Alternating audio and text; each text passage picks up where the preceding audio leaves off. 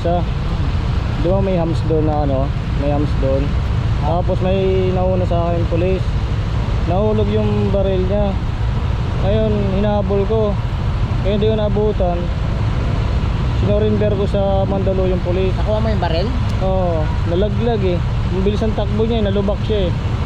Laglag. Buti nga sabi ng ano, police station doon.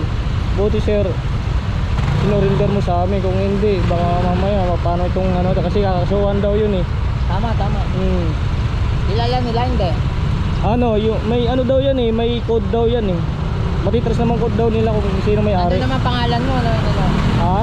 Buti, ano mo, binigay mo. Oo, pasalamat nga yung hippie doon eh. Tama, galing mo. Takot lang ako eh. Hey, sir. Ingat, sir.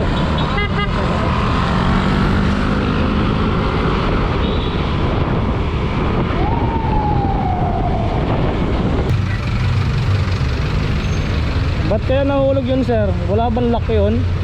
Kagayin yan sa'yo? Naman natanggal yung ano lock. Siguro. Iba kasi yung holster eh. Maraming klase yan eh. Okay. Malamang yan, hindi nag-lock. Tapos yung nalubak, no? Minsan natatanggal yung lock eh. Sabi nga ni sir, buti hindi pumutok daw eh. Sabi sa akin eh, kasi Pumutok. oo. Eh buti na lang, sabi nakalock daw. Sabi niya. Kasi Oo po.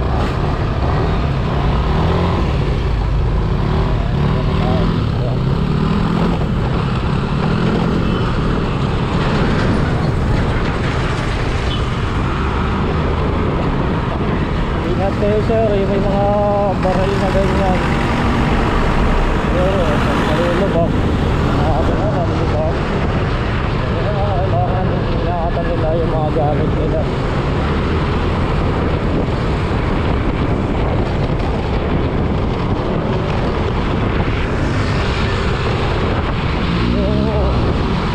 Kung iba pa nakapulot nun siguro, hindi na siguro sa rinder yun. Buti ako yung nakapulot. Tapos ngayon hinahabol ko na sa kabahan ng EDSA. Siyempre matraffic, hindi ko naman yan masyadong hinahabol. Gusto nga ako ng isang rider eh. Buti na lang ako nakakuha. Kasi kung hindi, baka hindi niya sinurrender sa station na malapit kung saan tayo nakapulot ng baril. Yun. Kaya shoutout sa mga pulis na dadala ng ganyan. Kailangan laging safe ang inyong baril. So sinurrender natin sa Mandaluyong Police Station kasi ano naman natin yung baril na yan eh. Hindi naman sa atin yan eh. At saka tawag nito eh, kawawa naman yung nalaglagan no, kasi siguro pag ginamit sa masama yun talagang kakasuwad siya kasi una-una ay naging burara siya sa gadget niya. Pangalawa, nakapangalan sa kanya yun. Pangatlo, pulis siya dapat, di ba kailangan, alam mo yun, yung tamang procedure ng yung baril. Ando na lahat po yun, mga paggamit ng gano'n. Hindi na basta-basta tututok ng baril nang hindi mo ano, kahit sabihin natin may nag-aaway ka, mamamagitan ka lang. Una-una tawagin mo dyan barangay, pero kung hindi magkaan sa barangay, pulis na talaga dadapot dyan, diba? Shoutout sa ating mga kaalaman. Alright, so pagdating sa baril hindi naman makapulot, may makakita na gano'ng bagay, i-surrender nyo sa ano, kung sa mga malalapit na station, para sa gano'n ay hindi naman kawawa yung nalaglagan. O di kaya i-verify natin sa police station kung sino ba nagkamayari yan.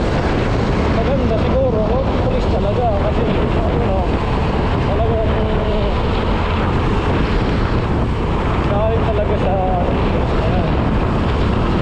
So sabi na sa akin isa, kausap mo ngayon,